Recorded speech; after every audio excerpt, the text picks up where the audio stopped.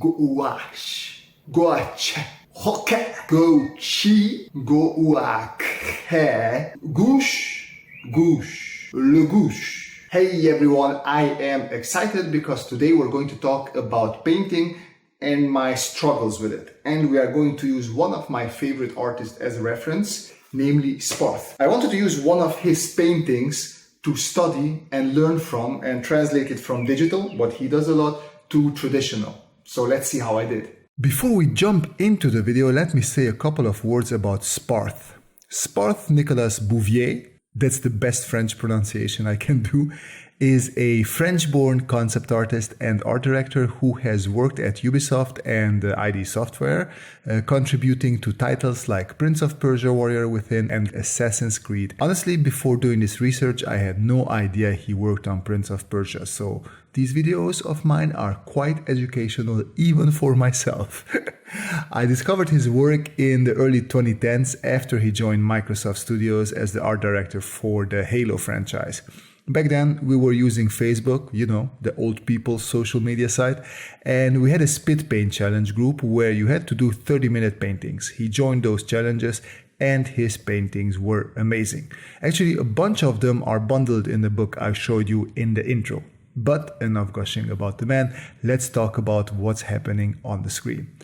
I've been plein air painting with some friends who use gouache and they made it look way too easy. So I thought it was time for me to jump back into gouache as well. Gouache is similar to watercolor in the sense that you can keep it wet and it will behave quite similarly. But gouache can also be used in an opaque manner, which is quite scary if you are not used to painting with big blotches of values. As you can see, I was trying to force myself not to use lines and not to create an underlay drawing for this study. Of course, creating an underlay study helps plan things out and keep them under control.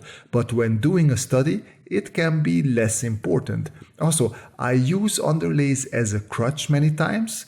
I feel I became too reliant on them, so I want to force myself to work without them as well. Working directly with values is very challenging for me, so this is exactly the type of study that forces one to get out of their comfortable little box and push themselves to do things they don't like, which is a recipe for growth. For me, most uncomfortable moments of a painting are the first 30 minutes or so where I don't know what I am doing. I have no underlying drawing to guide me and I am not sure about the colors just yet. It was the same thing with this drawing as well. I felt like calling it a day and accepting the fact that I would never learn how to paint. But all of this is only nonsense in my head. I knew that I had painted before and I knew that I could get over it if I just kept working on it. The main problem was that I hadn't used gouache in a long time and had forgotten how the medium works.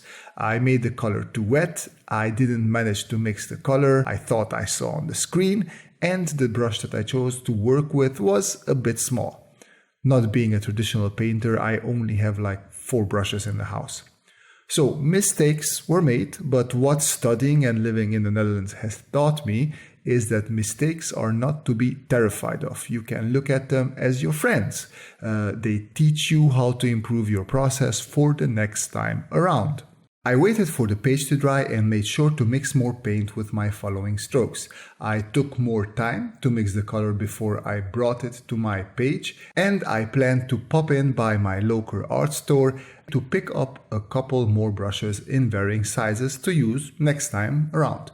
With the mentality of adjusting and working through it, I slowly started feeling better about the painting and seeing rays of hope. With painting, one of the first things I do to make me feel better about the piece is the clouds. Clouds can be very dramatic and fun, and you can keep a lot of randomness in them. It is also a fun activity trying to sculpt the light and shaded side of clouds.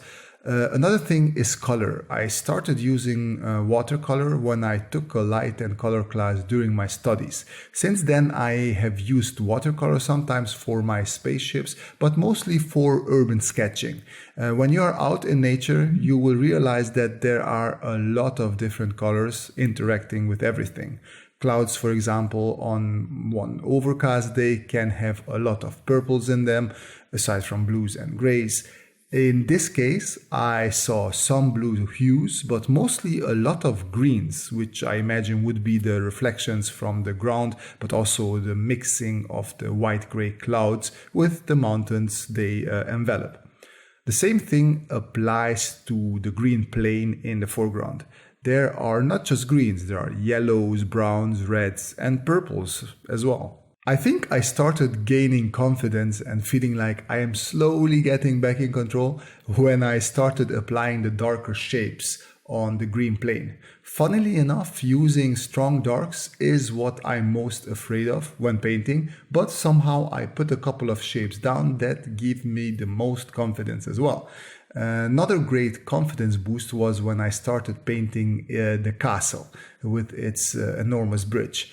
I also felt like I got the color right this time around, and I had nice thick opaque splotches of color on my brush. From this moment on, the painting process became pretty fun.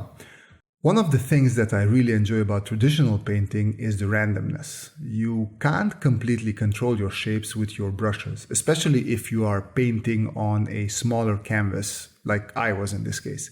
You get a lot of little happy accidents, as Mr. Bob Ross used to say, based on how your brush touches the paper, but that is also what gives the charm to traditional painting. Shapes and forms that just suggest and hint at the subject matter, but they hardly try to represent it perfectly. That is what I love most about looking at master paintings. You can see clearly how each of their brushstrokes has intent behind them, and that intent creates a figure or a mountain or a tree. And every now and then, not because of skill or mastery, but out of luck, one of my brushstrokes gives off this effect as well. And that is just a fantastic feeling when you discover what happened. Something that helps with this is one of the other benefits, at least for me, with traditional painting, is the fact that I can't zoom in and try to refine an area endlessly. In this painting, I was using one flat brush around 8 millimeters wide and a very thin one for some minor details at the end. The fact that I could not zoom in meant that I didn't waste time on endlessly refining and adding detail that in the end would not be visible anyway, but also helps with brushstroke economy.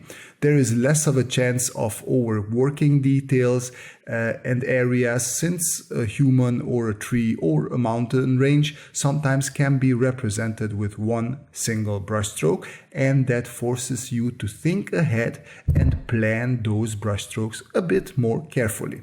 Of course, that is not quite what is happening in my painting, but I am doing it less and less. This level of abstraction also makes me quite happy, because the more I decide to go with these bold brushstrokes, the more brave I become for the next time as well. Among all the things that didn't go as planned, one is the fog in the valley. I wasn't quite sure how to tackle the gradient of the white mist as it slowly fades away and becomes less and less opaque. My approach was to use slightly watered quite water strokes to cover the bigger area. This would represent the less opaque part of the mist, and then come in with a less watery and more painting-filled brush to the areas that are completely covered in the white mist. While it doesn't look natural, I really like the effect that I created like this. The fun thing about doing these types of studies just for yourself, especially with a medium that you don't know and are not familiar with, is that you have no set goal or timeline. It is all about experimentation, just trying out things to see if they work, and if they do, you have something cool on the paper and you have also learned something new. Now, I also know that the mist should have been one of the last things to add to the painting. This way I struggled a bit with the pillars of the bridge. Achieving that transition from pillar to white mist was quite hard. Next time I know the mist comes last.